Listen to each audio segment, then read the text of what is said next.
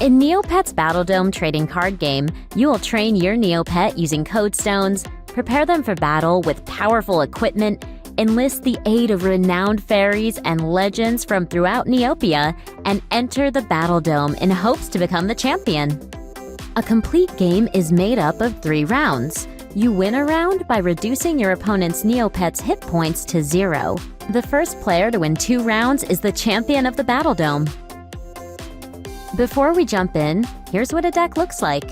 You need a 50-card deck made up of a combination of code stones, equipment, food, fairies, legends, paintbrushes, and potions. Decks can contain no more than 2 copies of any equipment, food, legends, paintbrushes, and potions.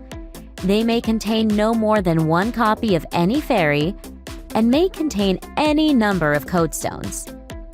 You can have a Neopet deck of up to 5 different Neopets, all must be different species, and a rainbow pool with up to 10 rainbow pool Neopets. Up to 10 6-sided dice will be required for battle. Setup is super quick and you'll be ready to play in no time. To start the game, each player will shuffle their deck and draw 5 cards. This is referred to as your inventory.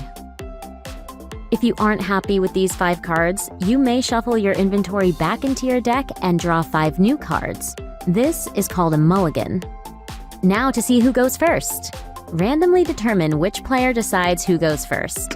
If you win, you may choose to go first or second.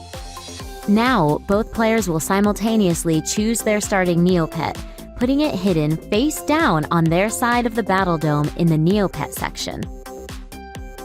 After each player has chosen their starting Neopets, it's time to reveal them. Let's talk about what's on your Neopet. Here's Red Akara. Your Neopet can come in 4 different colors. Here are some others. You can also paint your Neopets with paintbrushes. These change their stats and sometimes their abilities, but more on that later. For now, we'll talk about how each turn plays out. There are 4 different phases that make up a player's turn: draw, train, prep, battle. Let's get into these now. Draw phase. You'll start this phase by drawing 1 card from the top of your deck to your inventory. Next up, train. During this phase, you will attach 1 code stone from your inventory to your Neopet. These code stones not only increase your Neopet's level, but they will boost their stats as well.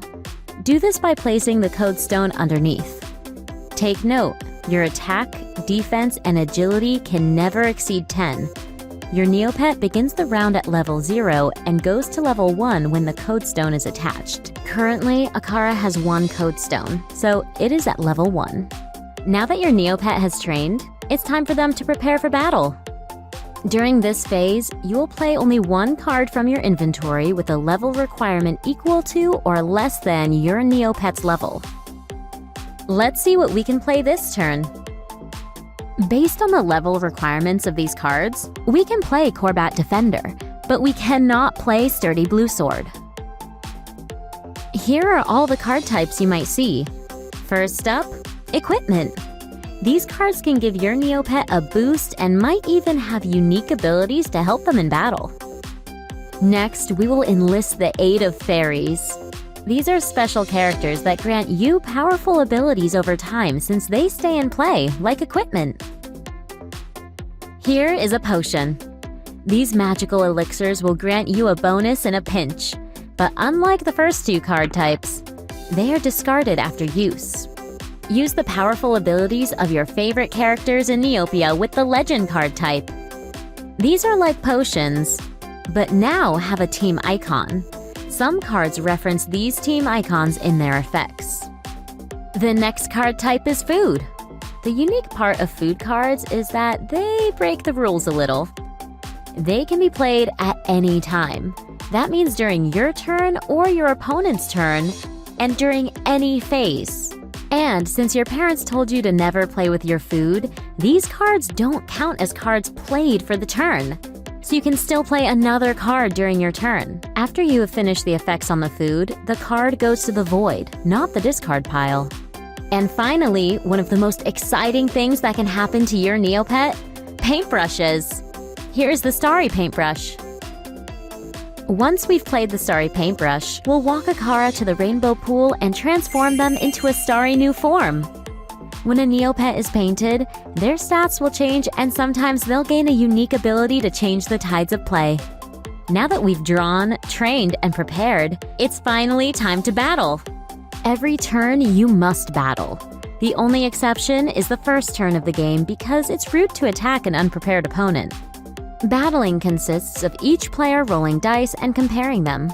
Before you attack, it's important to know how many dice you will be rolling to attack or block. The player whose turn it is currently will be the attacker, and the other player will be defending. The baseline number of attack and defense dice each player will roll is determined by their Neopet's attack stat and defense stat, respectively. So if Starry Akara has an attack stat of 3, that will be 3 dice. And if Fire Uni has a defense stat of 2, that will be 2 dice. Be sure to keep track of all the cards that change your Neopet's stats. This applies to both the attacking Neopet and the defending Neopet. In this case, Starry Akara is equipped with the sturdy blue sword, expert bow, and red scorchstone. Now, the defending Fire Uni also has some equipment. It has the amber sword and a basic wooden shield. Now that each player has all their dice ready, it's time to roll. The attacking player rolls all the dice they've accumulated from their base attack stat and any equipment and other abilities that add dice. On a 1, 2, or 3, the hit misses. On a 4 or 5, the hit succeeds. And on a 6, the star, the hit is a critical success. This means it cannot be blocked by the defending Neopet, regardless of what they roll. Once the attacker is done rolling their dice and assessing hits and misses, it is time for the defending player to roll their defense dice. The defense dice results are like the attacking results, except for one difference. Just like attacking, a 1, 2, or 3 is a miss, and on a 4, 5, or 6, the star, the block is successful.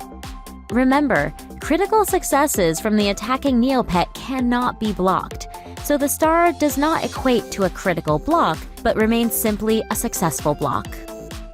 There is one more step to battle to check before applying damage: agility.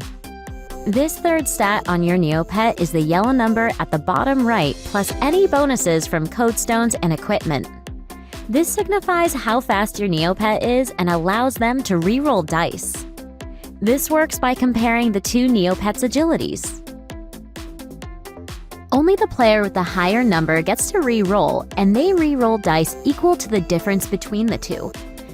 So in this case, Starry Akara has an agility of 9, and Fire Uni has an agility of 7. That means the Starry Akara can re-roll up to 2 dice in hopes for more successes. Once you have determined which player will re-roll, that player grabs that many dice from their already rolled pile and tries again. Starry Akara re-rolls 2 of their dice and gets 1 more success. After both players have rolled, compare the dice. You'll check the number of successful hits versus the number of successful blocks. A successful block cancels out a successful hit, but not criticals. If there are more successful hits than successful blocks, the defending Neopet takes damage equal to the difference. Be sure to keep track of your Neopet's damage. This is important because your Neopet can only take so much damage before being defeated. Your Neopet's hit points value is the green number on the top right of the card. If the defending Neopet has not taken damage equal to or greater than its hit points, the turn ends and the round continues to the next player. If the defending Neopet takes damage equal to or greater than their hit points, the round ends and each Neopet is placed in the results area. The winning Neopet face up, the defeated Neopet face down. As a round ends, all cards are removed from the Battledome. Fairies are sent to the void and all other cards are discarded. Be sure to keep your inventory though, it'll come in handy later. It's time for the players to pick new Neopets for the next round. The winner of the last round chooses a new Neopet from their Neopet deck first and places it face up on their side of the Battledome. Then, the other player chooses their new Neopet and places it face up on their side of the Battledome. Then play another round, continuing the draw, train, prep battle phases. Note: you can attack your opponent on the first turn of new rounds as players are more prepared for battle. Play continues until one player has 2 winning Neopets, at which point they become champion of the Battledome. Congratulations! You now know the basics of Neopets' Battledome trading card game. For more information on how to play, strategy tips, deck construction, and more, visit our website at upperdeck.com.